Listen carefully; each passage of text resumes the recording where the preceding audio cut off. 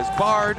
So let's see about the draft as we move forward. A lot of these bans staying very similar. Again, still the Nocturne, still the Vayne bans, remaining consistent. Also seeing T1 with the right of first selection elect blue side, which is something we're seeing a lot more across the course of MSI. BLG did it in the last game. Blue side does have a higher win rate at MSI 2026. They're going to get rid of the Orianna and the Gnar.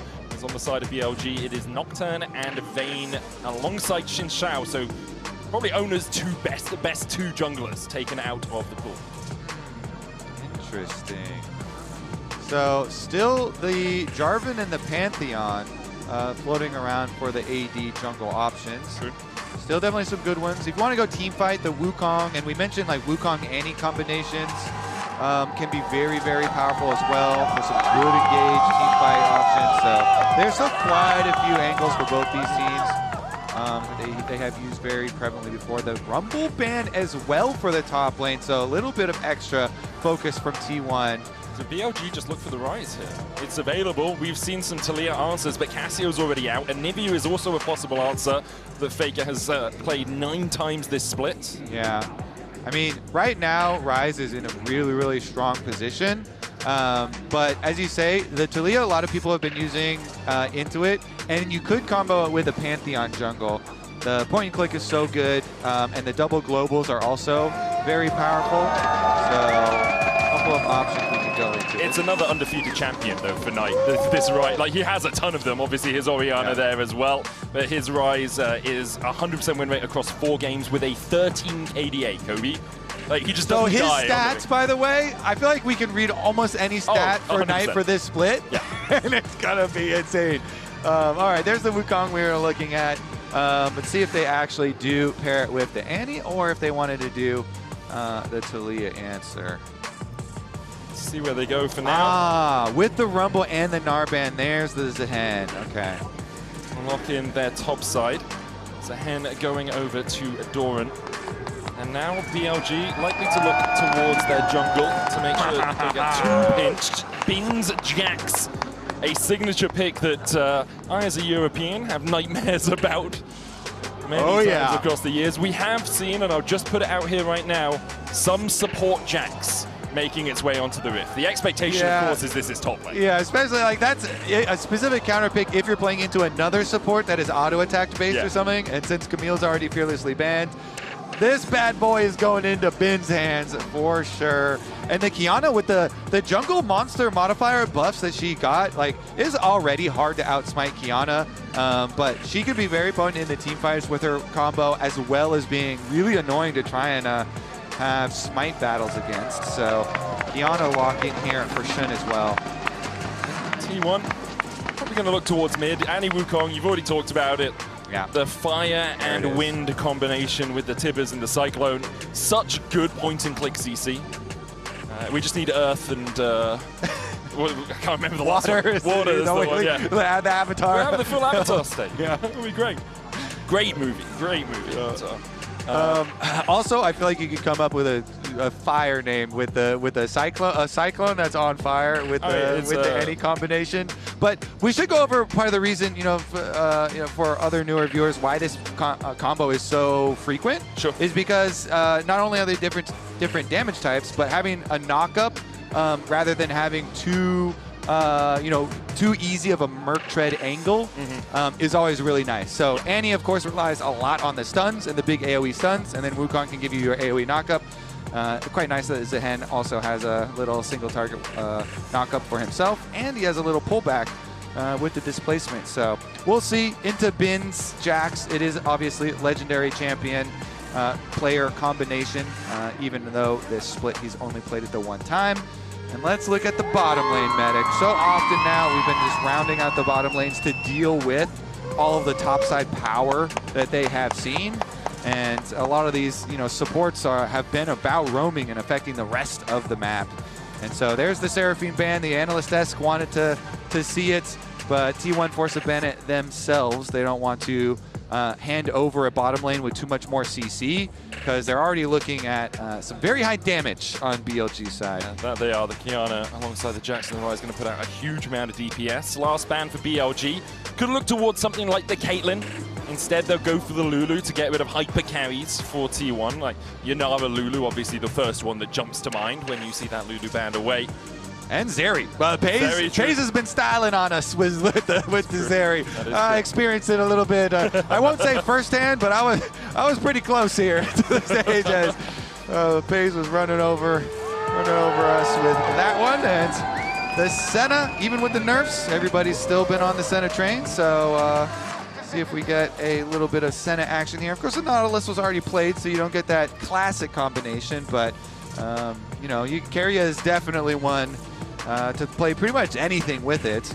I mean, I always like how funny it is when you play like the Scion with it or something. You can do like the shout combo, but don't think that's super likely. We'll see what angle they decide to go with. Vel'Koz. What in the? Let's go! Okay, so we are still cooking. Ali, let's go! We wanted more. We wanted more Mage's bottom lane. Yeah. I meant we saw some of them, some of these pro players practicing the Xerath bottom lane, but Vel'Koz bottom lane, super long range damage. Let's see if he can cook the Senna early on before the Senna can get extra range from the Souls.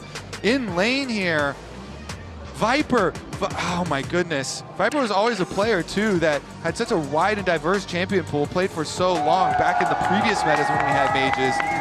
And now with a Vel'Koz, baby. Okay, Leona point and click, that is pretty good. The Solar Flare is very good answer to Vel'Koz ulti. You have a lot of CC from the side of T1, and then you have a lot of damage and CC alongside it from the side of BLG, but T1's feels a little bit easier to execute. Point-to-click stun with the Annie, point-to-click stun with the Leona, the Wukong there with the Cyclone follow-up, where on the side of BLG, you're looking at, can you get the counter-strike onto the backline? Can you hit the supreme display of talent? Can Ryze get in range to get a Rune Prison down? Can the Alistar find a good flank for his headbutt pulverized? This is going to be a bloody affair. You have to feel it. As soon as one team gets the ball rolling, they should be able to wrestle control away from their opponents. Question is, who can get that lead in the early game? Yeah, I mean, there is so much damage flying around here. Oh, it is going to be explosive, and we have tied this series up as well. It's 1-1, no threat of a 3-0 today. Well, there was one today. It was just, now. Yeah, true. No more threat, I guess. I'm having a quick look. I don't know if you had a mosey to see what Vel'Koz bot lanes we have seen in the past. Well, for pro play, there haven't been any yet. Ever? For this split. Just for this split does make sense, okay. I'm looking at it, I can see 5 all-time in the top regions. I'll see if I can get the match list up and have a mosey at that, because it has been a long, long time.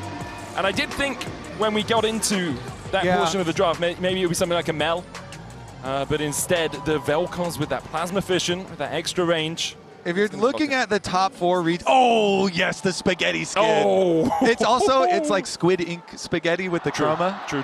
I do like that. This, by the way, this is an all-timer skin. This thing is actually so hilarious. I'm actually okay that it is sometimes hard to distinguish from actual Vel'Koz. But we're having to look at this level 1. They're wrapping around. They're going to find On early. On caught out. Keria looking for the Shield of Daybreak stun. Will get it. On has to pop the heal to run away. Does have that onto his spell, but Shun waiting around the corner though. Peyz with the ghost, and now it's going to be a 3v2 in favor of a BLG. But Shun is having none of it. He just wants to farm his camps. Another Shield of Daybreak onto On.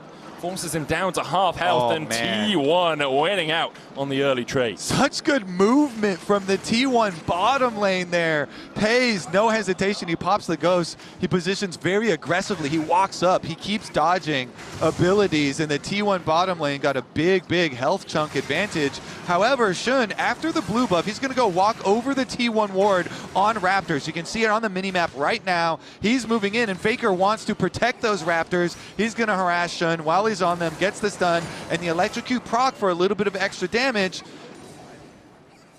As Oner went in and stole away the red and the Razor Beaks as well, so he is going to have a camp advantage overall while all of this was happening. Shun likely to path into his top side and be like, what's left for me there? Are my Razor Beaks up? The answer is no. And after realizing that, could look for the invade, but smartly, Oner is now pathing over towards that blue side, realizing that's Shun's major option. Counter-strike onto Doran, though. We'll get the knock-up back onto Bin, who hits level 3, and Doran has to Aureate Rush to get himself out of there. Shun is on this blue buff. Does have the smite, as does Oner. Oner's going to have a level advantage as he takes away his wolves. Oh, not quite. Smite Didn't fight. quite get the level 2. Smite fight between the two of them. Shun takes it. Faker's on his way across. No molten shield for the extra movement speed means that Shun will be able to walk away wounded, but evening out those camps. Nicely done. Again, it's pretty hard to outsmite Qiyana. I mean, level 2, though, even definitely possible there, so good job by him. He pulls it back, gets that one. Faker taking some extra damage under tower. I always like watching Bin play Jax matchups, by the way. He plays so aggressively early on, and very frequently will do this recall here. So he was able to harass Doran so heavily, push him under tower, get the push for himself, the early recall into a cull pickup. Flash from Knight! Oh, Faker's reaction flash just in time. The Rune Prison did connect, gets the root. Knight now, Faker staying around, gets the level up. It's an extra 100 health for him. Shun looking for the invade down towards the red side. Oner looking towards the mid lane, trying to bail out Faker. Molten shield, the overload enough. And Knight can now walk towards his jungler, just steps away. Oner rooted still. The monkey enough with his staff to take a 1-for-1. So first blood, extra money still goes over to Knight, even though the assist also has extra money on the side of T1, and Oner getting the actual kill credit. So you're just moving resources in a little bit different spots for each team. Faker moves up, he puts on the shield to try and survive this, but Knight had a really good Q there as the stun was landing on him. So his Q got out and does get the first blood kill onto Faker as the play is taking effect. And then of course, it also required an extra flash. Oner uses flash to close the distance there. So Knight doing a very good job for himself as Faker was trying to move up and create the play. And he still doesn't have flash on Faker's side either. So Shun on a ward. Can Faker waste more of his time? It's probably too dangerous to... Oh, here comes Oner also on a ward. Shun has the audacity to put that damage down as Knight gets electrocuted, but thankfully not standing in any water or anything, so that electrocute won't do a huge amount of damage. It's fine. It's got his rubber shoes Gotta on. be careful. Gotta be careful with those like Pokemon synergies. Exactly. Exactly. All right. Well, top side, Bin is going for another recall, and Doran invested his teleport already. So Bin now going to get his teleport back out. And again, he went back for the early cull, so it's looking quite nice for Bin up in the top lane on the Jax. Meanwhile, good tectonic Peyz, rift out of Viper. Looking to stack up that passive as much as he can. Doesn't quite land the plasma fission, so won't have as much damage as he wants. On's around mid. The unsealed spellbook currently sitting on flash and heal. Oner's going to face check, and On... in that battle, the monkey beats out the cow. On stays around because Shun is in the area. Flash in, looking for Faker. Molten shield heal for the movement speed. Knight here with level 6. Shun coming in from the side as well, and Faker has no way out. Knight secures his second. a BLG classic. Shun and On link up. They play around Knight. They go mid lane. They punish the flashless Faker. They get the kill. Huge for BLG. Knight in a very good position again after a monster game on that Swain. Now his Ryze gets a turret plate, gets another kill for himself. And they also have this Vel'Koz in the bottom lane that we haven't had the camera on a lot, but in the meta where supports have to go mid a lot, and there's a lot of alone time down there in the bottom lane, it is quite good for the Vel'Koz to get that push.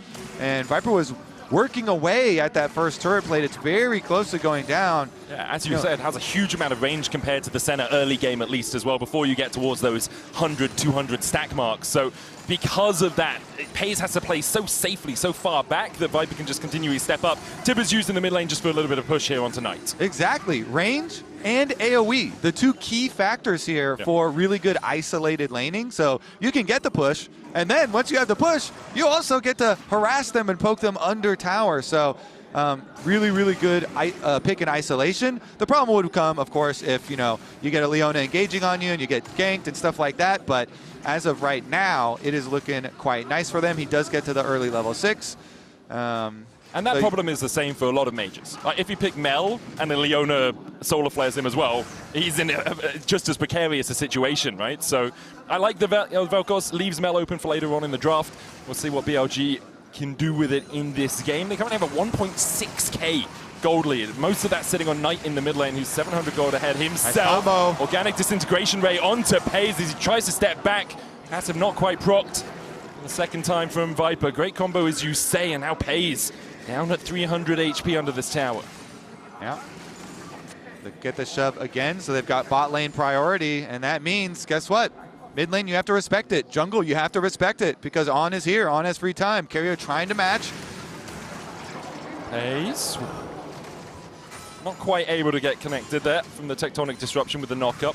Void Rift would have done quite a lot of work, but even with the prio there, I expected BLG to look towards something like a dragon. They went for a little bit of vision, but Keria marked On well, which meant that he wasn't able to find a good flank. So good job from T1 to negate some of the pressure points that BLG had in that moment. Yeah, they're holding on. BLG doing a good job increasing their lead, but as you say, T1 defend in a precarious position that some more things could have been lost. They still get their own, jungle for the most part, and on bottom side, Peyz avoids death, and he also avoids having to use a summoner spell to dodge some of those Vel'Koz spells, so he critically does have still both of those available, and you're looking at BLG.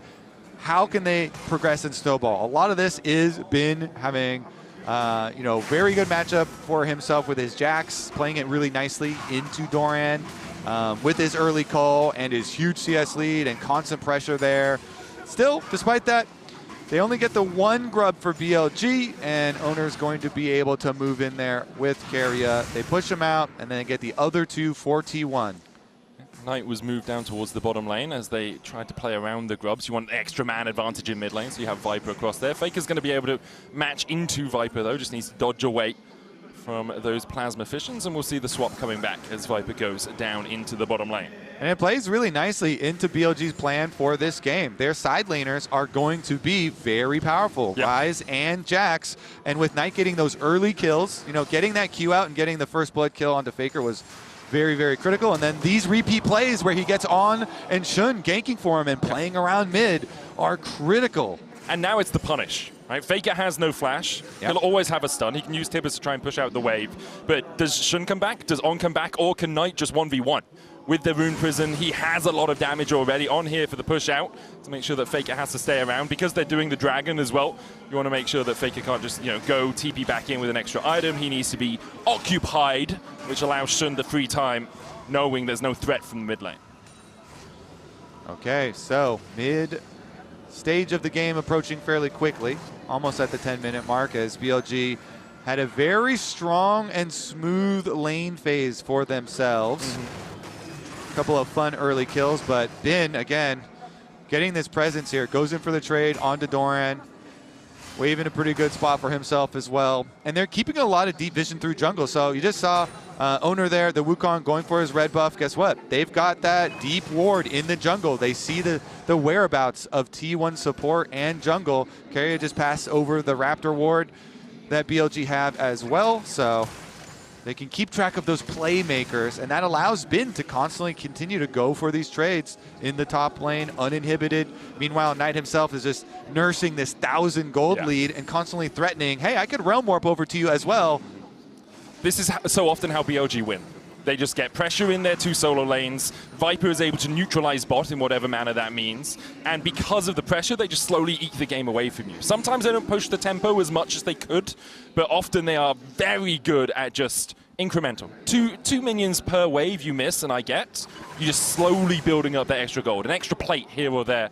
For T1, sometimes their laning phases can look like this as well. Can struggle as the solar flare comes into the mid lane, but this is what they're so good at doing, is making plays and finding picks, and Peyz picks it up from the bot lane. CC combo. I want to see the death recap. How many seconds was Knight CC'd there? Barely got to move at all. Faker starts it out. Nice play from him. And the answer from Keria. He is within range. He invests his flash, his ultimate. They follow up the CC. They get the kill, but now he's under attack. Look at the mini-map here. Xun's going for it.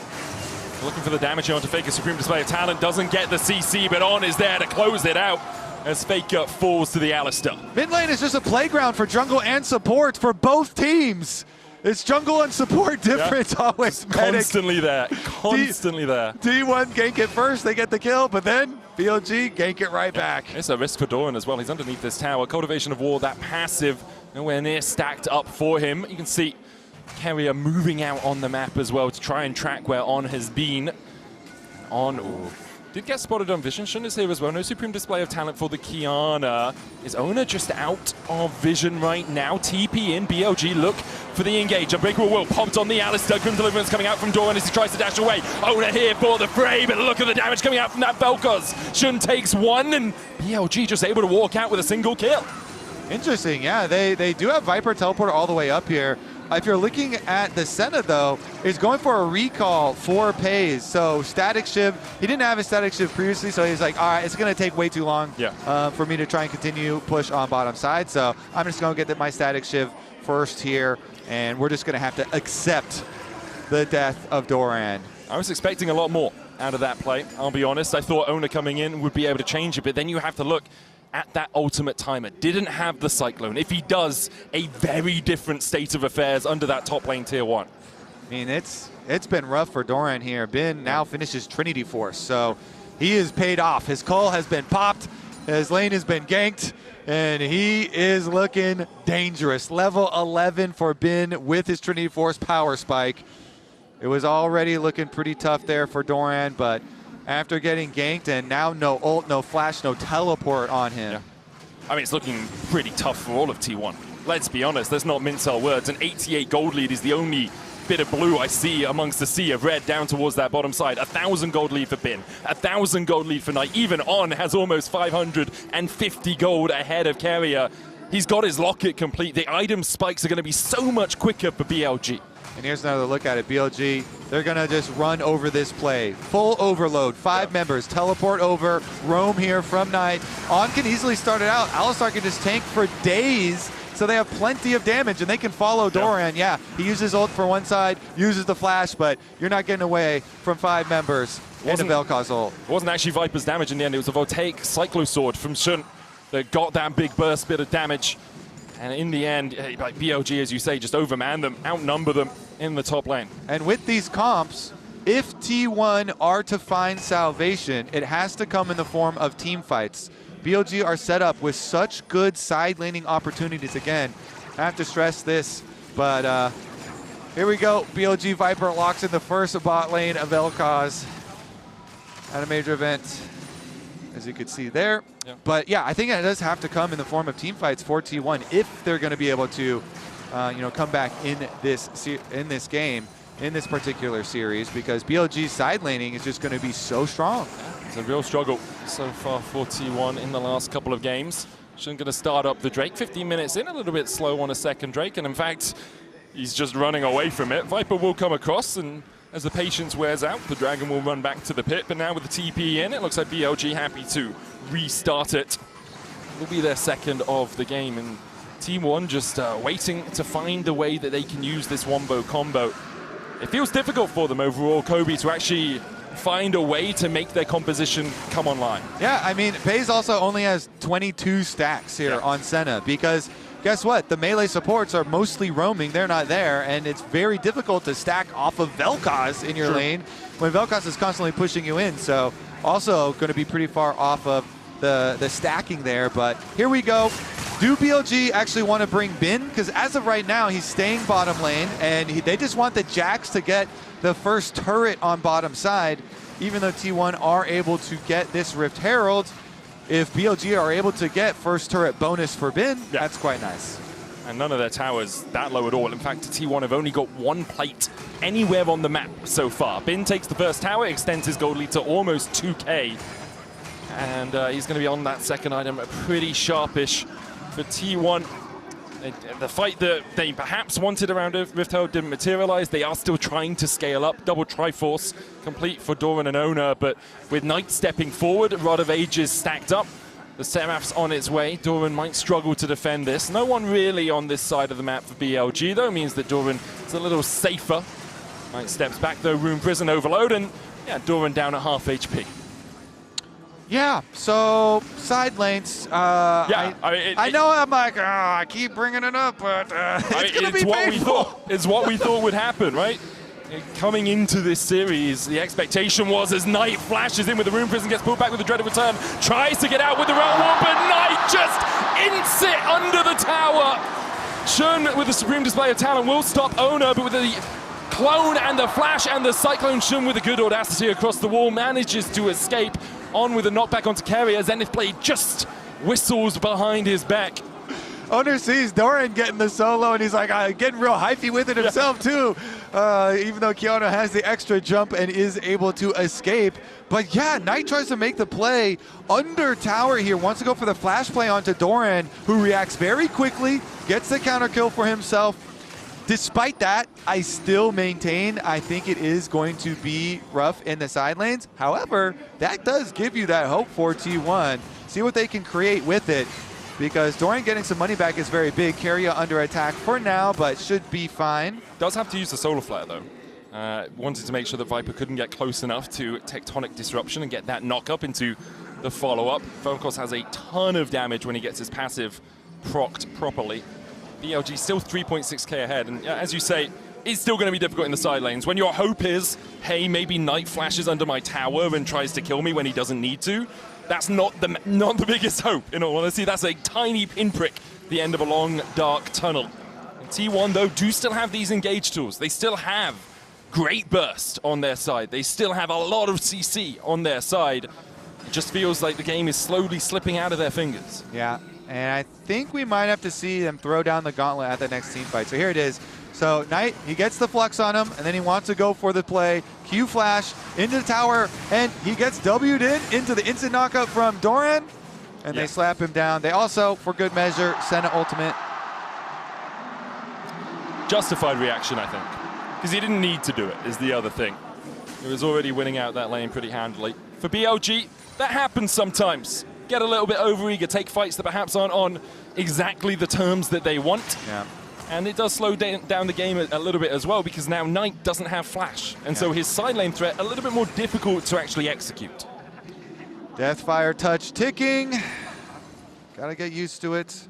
Okay, let's see though. So even in the world where BLG get their first push on these side lanes, we're still looking at how can T1 create an angle to get their engage for their team fight, for their possible comeback here.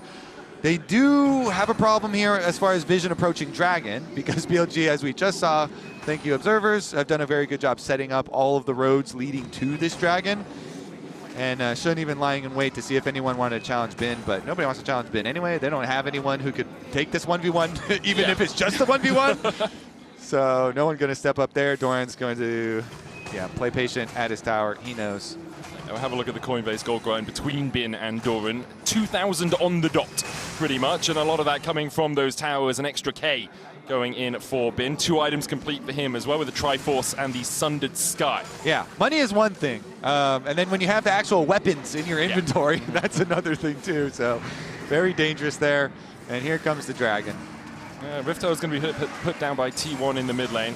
Looks like it is just for that singular charge, for a little bit of extra gold in their pockets. As you say, gold doesn't do damage, but it buys you things, big sticks that can do it.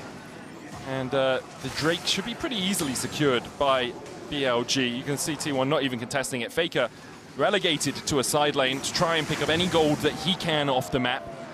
We'll be able to take down that tier 1 in the top side. Yep. They're just building towards their big moments. Either Dragon Soul fight or some Baron shenanigans, perhaps. Maybe a little circus around the Baron. I mean, that's a T1 special, isn't it? Doran now needs to get out. Orient Rush, look for gold, looking for an escape, but Knight and Bin are just too big. Grim Deliverance gets in with the Dawning Shadow, gets the Cultivation of War, that passive just in time to be resurrected. The Dawning Shadow from Peyz saves his top laner's life. So they're out with the heist. The Senna ult buys enough time, allows Doran to fully stack his passive so he can get the revive. But then also, Knight and Bin can escape very quickly with the Realm Warp. So they go for the big play, then they escape. Couple ultimates traded from both sides, but not too big of an investment.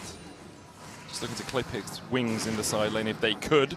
As you say, no ultimate, no flashes burnt or anything, so it doesn't matter too much. They want to do a little DPS check, see if it can make the play quick enough. And they couldn't. Well, they could, but then Peyz is like, excuse me, sir. I would prefer it if you don't kill Doran. I like him better alive. Yeah, exactly. All right, well, Doran's finally got to his second item now. Nice. After being kept alive and being able to farm the rest of that wave. Faker has his second as well with the Ryze complete, as does Oner. Sunder Sky now coming in. 2 items across the board actually for T1, matching at least in terms of completed items where BLG are. So this is one of those opportunities that T1 could look for, but BLG are the first to strike as Keria is forced to use his locket and his heal. Okay, a little bit drawn out in that support combat there, as you say. Some fairly short cooldowns. Yeah.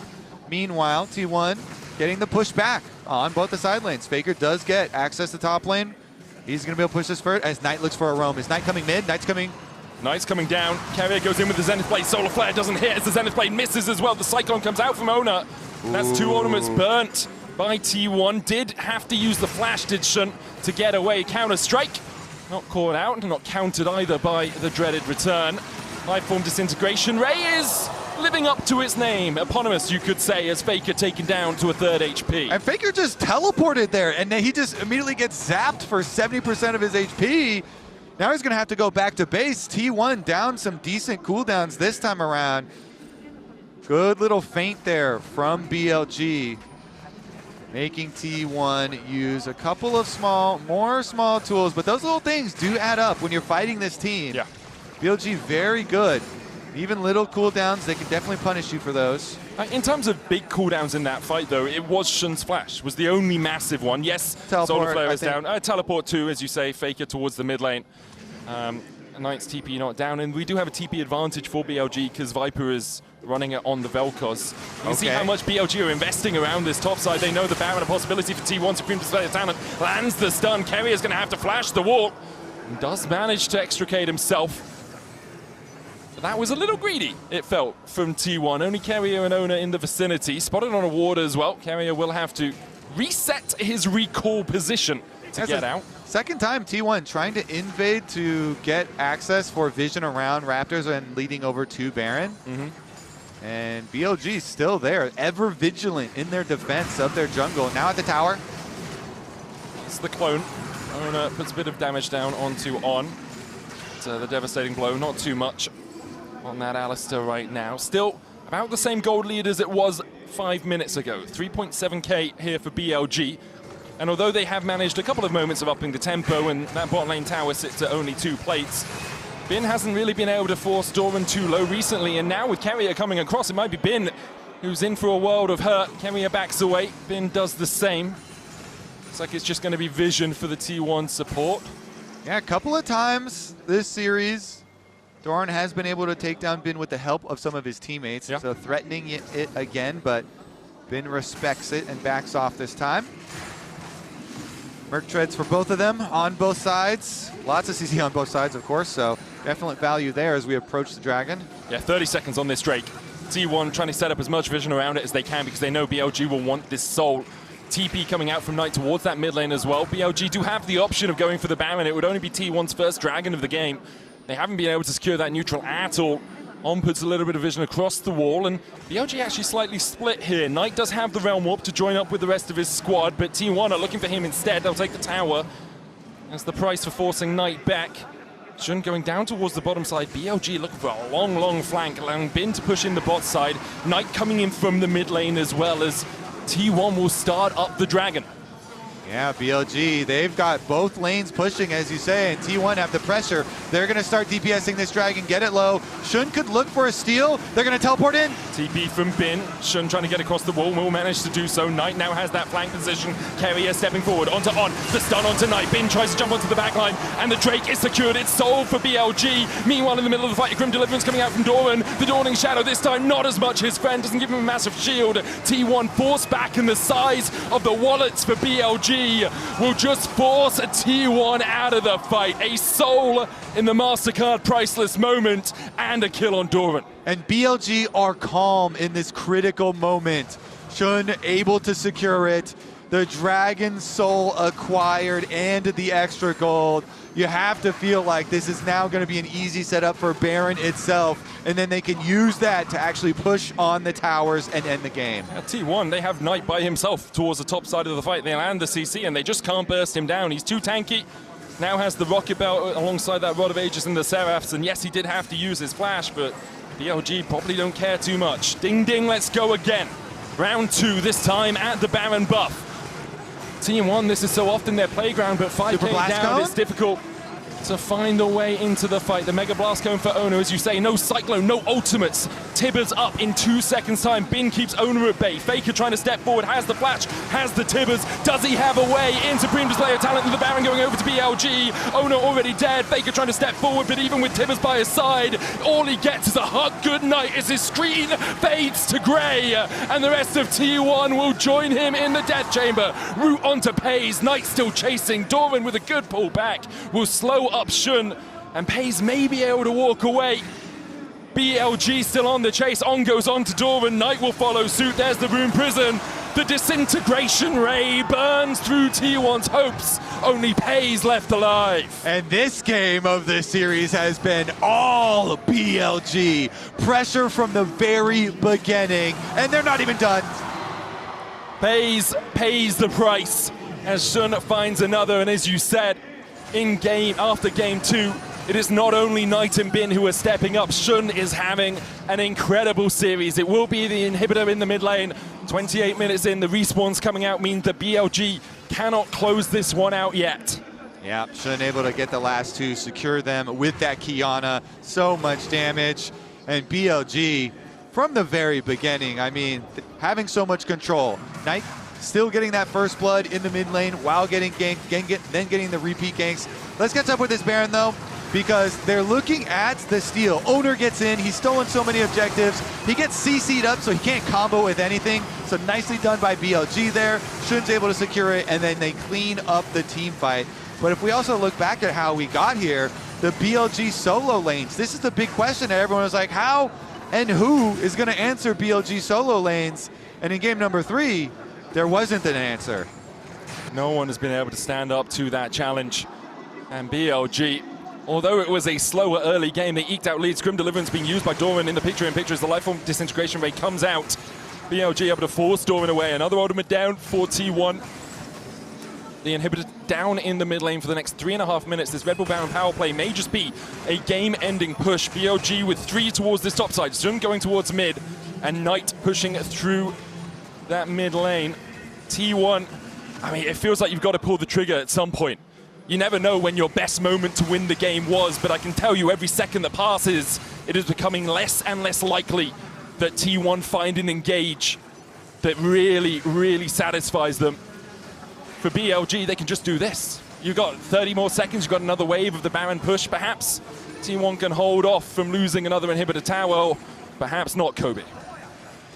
Perhaps not. BLG closing in with their Baron buff. The siege continues. Vel'Koz poke, but nobody's actually getting there to hit the towers. Just the buffed up cannon minion that's doing most of the work for BLG. Supers in mid lane are getting cleaned up by T1. They're dealing with those fairly effectively and holding their own. Basically, T1 are looking for the miracle of the Elder Dragon flip. Warp on behind enemy lines. The cow is here and he knocks back Doran. Grim Deliverance comes out, hits onto a ton. Dawning Shadow there as well. BLG need to use the stopwatch for Bin. Supreme Percent talent not going to land the stun. And T1 will see these kills in their mind's eye. But BLG disengage it well. They decide, okay, the engage was not as good as we wanted. Let's just walk away. We have the wallets to play with. We have this 11K advantage. We have Elder up in a minute. We do not need to force the issue. Yeah, a lot of stuff missing here, and everyone's going to call it off after that defense. And so, again, I think we are just looking at this Elder Dragon. It's only 1 minute now, so for sure the approach is going to be difficult for T1, but thankfully with the Chemtech Rift, you know, you do get these empowered Scryer's Blooms that can help you out with a lot of vision, and so they're popping those, trying to get an avenue in order to possibly get a flip or steal or something around this super powerful endgame objective that can possibly be the dream in retaking games. But you have to say, BLG here with the Chemtech Soul, with the extra item advantage, they're just looking massive. I mean, Knight is level 18 with Actualizer Ryze. This guy is going to put out massive amounts of damage, and Bin has his Zhonyas on his Jax as we saw him use, so he can jump in with his flash, he can make initiation plays, and you just have to look at item disparity as well. Knight's at 4, Faker's at 2.5. As we see a fight over the red buff. On goes in. Now look for the damage onto Keria. Bin tries to jump in with the counter-strike, but Keria has to flash to escape the clutches of BLG. Elder is up. Keria now without 2 summoners. Still has the Solar Flare, but BLG are just saying, okay, we can wait it out. Continue to push in. We don't have to force this Elder. We can let you overstep into your own jungle. We have total control of it. As the empowered Scryer's Bloom used towards the mid lane. Dawning Shadow used for vision. And Bin continues to push in the bot side. He does need to be a tiny bit cautious. He is the only one down here. Meanwhile, in the mid lane, the waves are pushing in. And Bin has TP. Triple TPs, remember, for BLG. Knight's currently on cooldown. And look at the supers there. Supers are going to be on your Nexus tower, so BLG are playing with them. They're trying to keep him here. Counter-strike from Bin. Doran counters it by walking away. Annie's the one to answer. That's Faker in the base. Peyz trying to push out the bot side. Shun clears out the far side alteration. No tools really available for T1 to check this easily anymore. And there's the second far side alteration. Now no tools, unless they have a third, which is possible. The Vel'Koz poke is really annoying too. You know, props to Viper, even though the spotlight was on the solo lanes. Oh, Doran slowed. Counter-strike in. Supreme Display of Talent, Grim Deliverance. Well used. Doran with a good knock-up on. It's going to distract the rest of T1 towards the side, though. Solar Flare lands on tonight. The Realm Warp's not going to get them out, and there's a Cyclone on the back line. Peyz trying to come in. Shun forced away, but Oner's already dead, and I'm afraid BLG have just bought too much grace through this early game. 12K buys you a lot of mistakes, and this time they will not make more. Faker and Peyz forced back to the base, and Bin wants a little bit more piece of this action. Flashes forward, has the stopwatch still. The Chemtech Drake helping him as he's on low HP. Only Peyz and Faker left to defend. But it looks like BLG will come up trumps in this game. So long T1 have been the perennial boogeymen of the LPL today.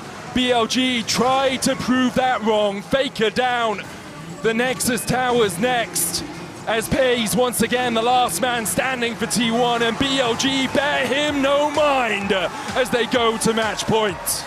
Game 1 was close. T1 take it. Game 2, BLG had a great counter pick. Game number 3, BLG just had 3 pushing lanes, and they never stopped. They had pressure the whole game. Nicely done. Cool, calm, and collected. Controlled here in game number 3, and that is intimidating now because we go to match point next. That is quintessential BLG. That is exactly how they want to play through Knight, through Bin. As we're going to hand it over to the analyst desk in just a moment's time, and now we're going to do it. Goodbye. That counts as a moment.